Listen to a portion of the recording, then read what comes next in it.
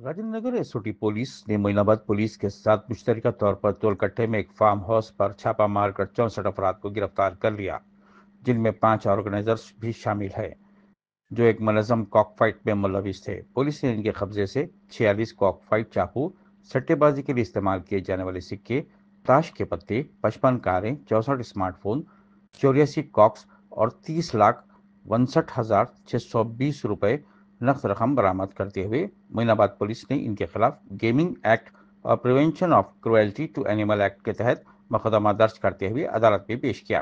आइए देखते हैं इस सिलसिले में हमारे नुमाइंदे सैयद जाकिर की ये रिपोर्ट।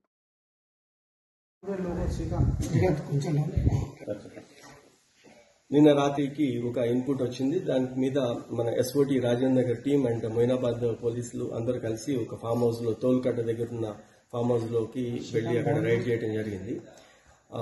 కోళ్ల పందాలు జరుగుతున్నాయి అని చెప్పే ఇన్ఫర్మేషన్ మీద మన వాళ్ళు వెళ్లారు. ఏదో 4-5 2 కోళ్లు ఉంటాయి అనుకున్నాం. ఫస్ట్ లోపలికి వెళ్లిన తర్వాత అర్థమైంది అది చాలా ఆర్గనైజ్డ్ గా టెంట్ వేసి తర్వాత ఒక రింగ్ వేసి చుట్టూతర ఆడియన్స్ కోసం చైర్స్, వాటర్ బాటిల్స్ అన్ని పెట్టుకుని ఏపీలో మనం చూస్తుంటాం. అదేవిధంగా అక్కడ ఆర్గనైజ్ చేయడం జరిగింది.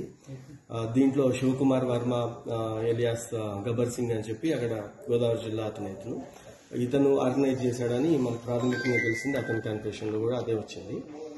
నిన్న 64 మెంబర్స్ టోటల్ గా అరెస్ట్ చేయడం జరిగింది. 64 లో 53 మెంబర్స్ మనకి ఆంధ్ర వాళ్ళు ఉన్నారు, ప్లస్ 4 మెంబర్స్ వీళ్ళు కోళ్ళని కేర్ టేకర్స్ ఉన్నారు. 7 మెంబర్స్ మాత్రం వీళ్ళ ఫ్రెండ్స్ ఎవరైతే కూకట్పల్లి ఏరియాలో అక్కడి నుంచి వచ్చిన వాళ్ళు ఉన్నారు. మెజారిటీ వాళ్ళందరూ అక్కడ వాళ్ళే. ఈ కోళ్లు ఇవన్నీ కూడా కార్లలో ఇక్కడ తీసుకొని వచ్చి కొన్ని ఏమో ఇండివిజువల్ గా ఆ గేమ్ ఆడేవాళ్ళు తెచ్చుకుంటారు, కొన్ని ఆర్గనైజర్స్ తెప్పించినాడు. ఇవన్నీ కూడా కార్లలో వచ్చినందుకు ఎక్కడ ఎవరు చెక్ చేయటం గానీ అట్లా జరగదు.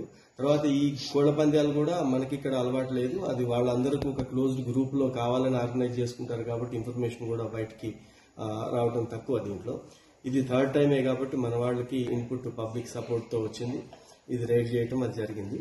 ఇప్పుడు దీంట్లో వీళ్ళందరి దగ్గర కలిపి 30 lakhs ప్లస్ క్యాష్ కూడా సీజ్ చేయడం జరిగింది. 84 కోళ్లు మనము సీజ్ చేసినాము. 46 కోళ్ల కత్తులు సీజ్ చేయడం అయింది. 55 కార్స్ కూడా సీజ్ చేశాము, అది ఫామ్ హౌస్ లోనే ఉంచారు. తర్వాత ఒక 64 స్మార్ట్ ఫోన్స్ కూడా సీజ్ చేయడం జరిగింది. ఈ ఆర్గనైజర్ ఎక్కడైనా సార్ ఇతను గోదావరి జిల్లా అంటే ఇతను 2013 లో కూడా ఇతని మీద ఒక గేమింగ్ యాక్ట్ ఉంది. ఇప్పుడు మళ్ళా ఈ రికార్డ్ ప్రకారం అయితే ఇది ఫస్ట్ కేసు ఇప్పుడు మన దగ్గర.